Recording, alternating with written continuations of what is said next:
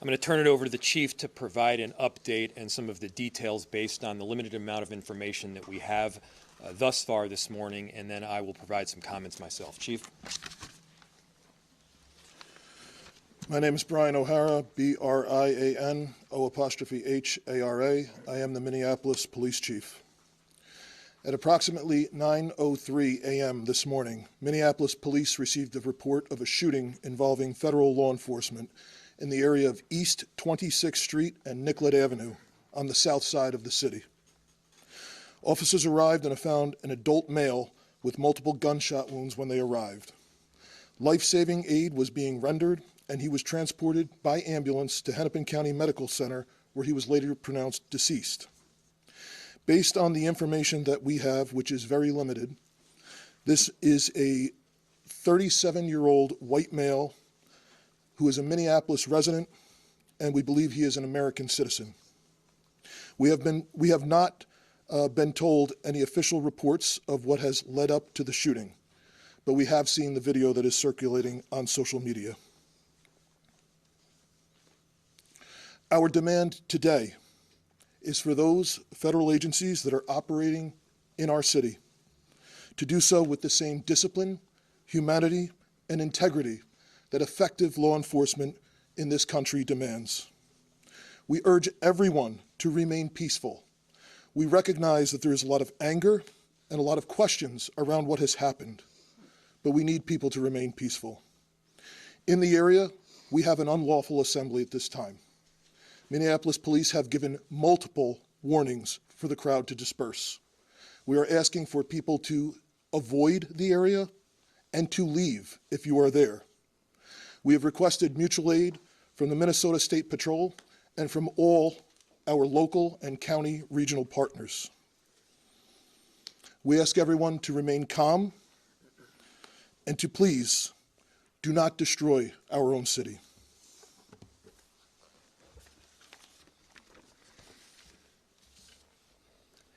I just saw a video of more than 6 masked agents pummeling one of our constituents and shooting him to death. How many more residents, how many more Americans need to die or get badly hurt for this operation to end? How many more lives need to be lost before this administration realizes that a political and partisan narrative is not as important as American values? How many times must local and national leaders must plead with you, Donald Trump, to end this operation and recognize that this is not creating safety in our city? As you'll hear from Director Sayer in just a second, we have seen these kinds of operations in other places, in other countries, but not here in America. Not in a way where a great American city is being invaded by its own federal government. I'm done being told that our community members are responsible for the vitriol in our streets. I'm done being told that our local elected officials are solely responsible for turning down the temperature. Just yesterday, we saw 15,000 people peacefully protesting in the streets, speaking out, standing up for their neighbors. Not a single broken window, not a single injury. Those peaceful protests embody the very principles that both Minneapolis and America was founded upon. Conversely, the mass militarized force and unidentified agents who are occupying our streets, that is what weakens our country. That is what erodes trust in both law enforcement and in democracy itself. So to everyone listening, stand with Minneapolis. Stand up for America. Recognize that your children will ask you what side you were on. Your grandchildren will ask you what you did to act to prevent this from happening again, to make sure that the foundational elements of our democracy were rock solid. What did you do to protect your city? What did you do to protect your nation? This is not what America is about. This is not a partisan issue. This is an American issue. This administration and everyone involved in this operation should be reflecting. They should be reflecting right now and asking themselves, what exactly are you accomplishing? If the goal was to achieve peace and safety, this is doing exactly the opposite. If the goal was to achieve calm and prosperity, this is doing exactly the opposite. Are you standing up for American families right now, or are we tearing them apart? The invasion of these heavily armed masked agents roaming around on our streets of Minneapolis, emboldened with a sense of impunity, it has to end. This is not how it has to be.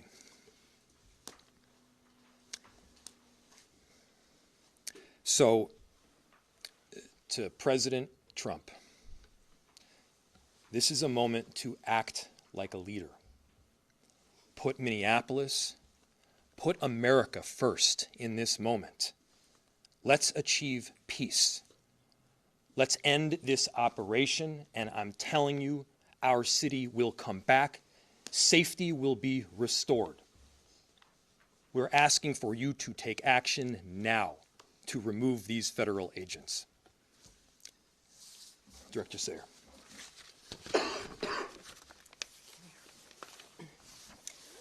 My name is Rachel Sayer, and I am the Director of the Emergency Management Department for the City of Minneapolis. I took this job to keep us safe because I live here, and this is my community. We are doing everything we can to mitigate the impacts of this terrible situation. The city's Emergency Operations Center continues to be activated, as it has throughout the surge in federal agents over the last few weeks. We are tracking impacts and coordinating the city's response to this situation, which is having profound repercussions in our community. I can't underscore enough how much Operation Metro Surge is impacting our city. Families with loved ones detained and those who are afraid to be in public lest they become targets need help accessing the most basic necessities like food, housing, and rides to school. Businesses are shuttering and our local economy is severely impacted, which means families are suffering, just as we were rounding a corner in our recovery. Many of our Minneapolis residents, my neighbors, my friends, my community members, are ceasing participation in public life, afraid to even go to the doctor. In response, the city enterprise continues to utilize our entire emergency apparatus. That means staff across departments, often around the clock, are putting their regular jobs on hold in order to respond to the impacts of Metro Surge. I want everyone to know there are numerous resources available to community members right now. We have mental health help available. We have food assistance, housing and rental assistance, legal help. We are sharing information about what to do if you are exposed to tear gas, pepper spray, or other chemical agents, and the state AGs and ACLU are collecting reports of rights violations. You can access these resources on the city's virtual resource center at minneapolismn.gov/ICE. Please share this information with your neighbors. We have help and we want you to be able to access that. My background is in international humanitarian response in conflict zones, in Yemen, Haiti, Syria, Iraq, and Ukraine. What I've seen here is what I've seen there. A powerful entity violently and intentionally terrorizing people, making them afraid to go outside so they can't earn a living, so that kids are forced out of school. This has a lasting generational impact. People can't plan a single day of their lives because they don't know who is around the corner and if their family member or neighbor is about to be taken away. In these times, you see both the best and the worst. The worst is the terror and the feeling of helplessness. The best is will continue to be our community's response. The way we are showing up for each other, that is in the absolute worst of times. We're showing up for each other in the absolute worst of times. I'll turn it back to the mayor. Thank you. We'll open it to questions. We are seeing an incredible volatile situation unfolding right now around that scene. Is there any communication right now between local and federal law enforcement or cooperation, or where do those efforts stand to try to calm what's going on down there right now? I'll turn it to the chief to answer. So the question was, there is an incredibly volatile scene in South Minneapolis right now, and the extent of communication with law enforcement agencies. We have established a command post that is led by Minneapolis Police, and there are representatives from all of the regional, local, county, and state organizations. We have had communication with Homeland Security, but they have not been able to provide us any specific details around the incident itself. We are responsible for ensuring the safety of people on the streets of our city, and we are doing everything that we can to maintain the peace right now, led by Minneapolis Police, but with the help of the Minnesota State Patrol, Hennepin and Ramsey County Sheriffs. Several suburban towns are in the city helping us with 911 calls. We have done an emergency recall of all sworn personnel back to duty. And we are working with the fire department right now to ensure that 2 small fires that were started in the area are safely extinguished. But again, we need everyone to avoid the area if possible, and the people who are in the area, we understand your frustrations. This is not sustainable. But we need people to leave the area at this time. Is the National Guard involved?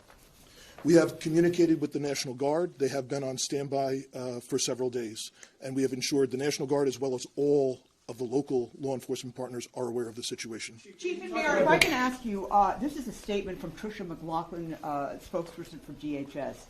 She said in her statement, an individual approached U.S. Border Patrol officers with a 9mm semi-automatic handgun, seen here, they showed a picture of it. The officers attempted to disarm the suspect, but the armed suspect violently resisted. More details on the armed struggle are forthcoming. Fearing for his life and the lives and safety of fellow officers, an agent fired defensive shots. Medics on the scene immediately delivered medical aid. Is that what happened? So Minneapolis Police, the question was, you read a statement from DHS saying that a weapon was presented and there was attempts to disarm the person. Again, like I stated earlier, Minneapolis Police, as well as our supervisors, our watch commander, responded to the scene. We were not provided any public safety statement around the incident, what happened. We have since seen a video that is circulating online, like thousands of other people have at this time. So we do not know what happened prior to the recording that is online right now. I immediately called for the Minnesota Bureau of Criminal Apprehension to respond, to conduct an investigation. They are on the scene. I believe the FBI is on the scene as well. But I think the video speaks for itself. What I can tell you is we have identified this person, 37-year-old white male, resident of the city.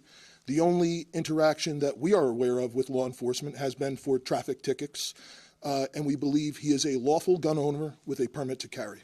Chief, can you clarify, was MPD cut out of this investigation? Has the BCA been cut out like we've seen from the 2 previous shootings? The question was, has MPD been cut out of the investigation, and has the BCA been cut out? As I stated, I immediately requested the BCA to respond. It's my understanding that they are on the scene. I have not heard anything otherwise. There was initially some information was relayed to me over the radio that our officers were told that they were either not needed or could leave, and I gave a direct order to ensure that Minneapolis Police maintain the scene, as well as other state and local law enforcement. Can you talk about the discrepancy? Do you know whether it was multiple officers involved in the shooting or one officer, and do you know their whereabouts? Are they in custody at all or still on the scene? So the question was is there multiple officers involved in the shooting? That is the preliminary information. That is our understanding, that it was more than one law enforcement officer involved in the discharge.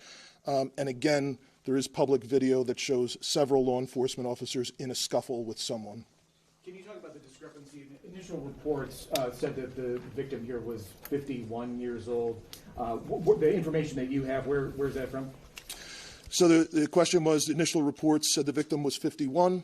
The information that I have is we sent Minneapolis police officers to the hospital with the individual who was shot, and they have since identified that person. Two more questions. Do you have a name of the individual who was shot? I do, and I'm not releasing it. Are you able to talk, have you been able to talk with top ICE and Border Patrol officials to ask them to please be in on this, or have you talked to them, or have you been rejected?